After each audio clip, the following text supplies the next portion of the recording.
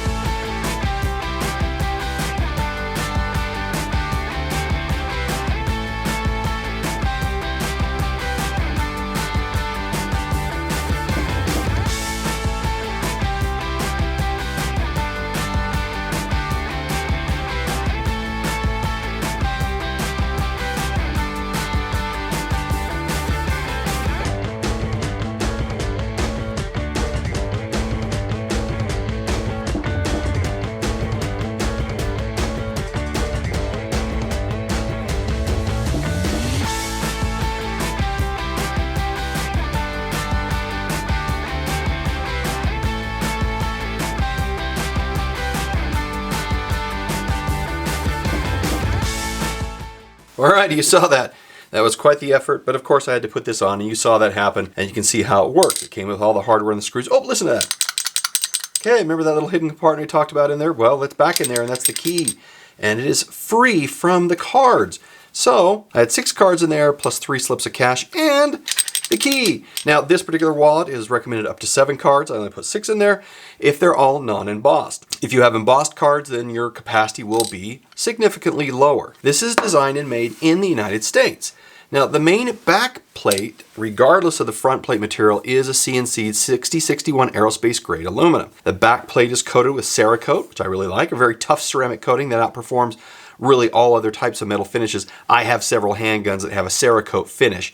I'm impressed they went to this length versus just anodizing it. The money clip, this AirTag portion, and you know, And this regular one, they're made of titanium. The AirTag pod itself is made of aluminum. So the clip is titanium, the pod is aluminum. And I also like the availability of the insert tools, as they call them right here. I did not purchase one, but you can make these screws, take these screws out, put one in here. You can see what they look like in the pictures here at the bottom. You have a screw on the tool with a clean spacer, break glass mini pry bar bottle opener, and a 1/4-inch hex drive available to you. So as configured, this is $115. The base wallet itself is $95, and the AirTag is $20, this little configuration right here. So together, $115. I'm impressed with the design and how it tapers down, so it's easier to get your really hands around it like this. We have some very subtle grooves that are in this. You can see just, I don't know if you really can see, get some light on these little subtle grooves right here and right here at the top. And you can kind of see the geometric shape here. Again,